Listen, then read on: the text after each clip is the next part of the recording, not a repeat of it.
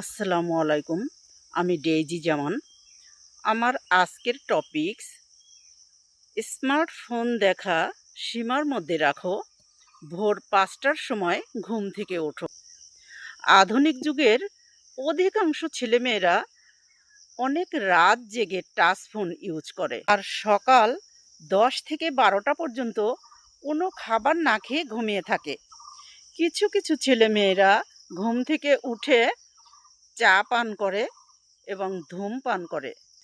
এতে ওদের শরীরের মারাত্মক ক্ষতি হয়। এভাবে অনেক দিন ধরে চলতে চলতে শরীরের অঙ্গ প্রত্যঙ্গগুলো দুর্বল হয়ে পড়ে আর অতি দ্রুত কিডনি, লিভার, হার্ট অকেজো হয়ে যায় এবং অল্প বয়সে তাকে পৃথিবী ছেড়ে চলে যেতে হয়। আমরা যে খাবার খাই তা খেয়ে আমাদের শরীরের উপকারী পোকামাকড়গুলো বেঁচে থাকে।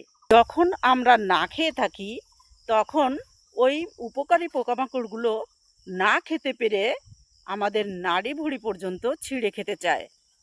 এই জন্য পেটের পীড়াসহ বিভিন্ন রকম রোগ দেখা দেয়, এমনকি ক্যান্সারও হতে পারে।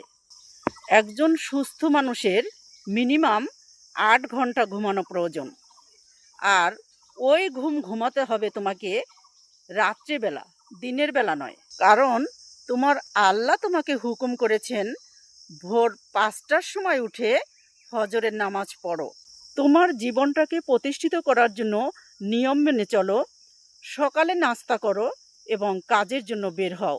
যুবক যুবতীর প্রার্থনা আল্লাহ সবচেয়ে বেশি পছন্দ করেন, কারণ তোমাদের ব্রেন অনেক শার্প থাকে বিধায় তোমাদের নামাজে ভুল কম হয়। কোনো জিনিস অতিরিক্ত ভালো নয়, তাই ফোন দেখাটাও একটা সীমার মধ্যে রাখতে হবে। তোমাকে মিনিমাম রাত্রে ৬ ঘন্টা ঘুমাতেই হবে। এই ৬ ঘন্টা ঘুম ঠিক রেখে এবার তুমি যত খুশি ফোন দেখো। ঘুম ভালো হলে তোমার মস্তিষ্ক ঠান্ডা থাকবে, সারা দিন কাজ করতে এনার্জি পাবে এবং সবার সঙ্গে মাথা ঠান্ডা করে কথা বলতে পারবে। নিজের দিকে খেয়াল করো, নিজের জীবনটাকে ভালোবাসো।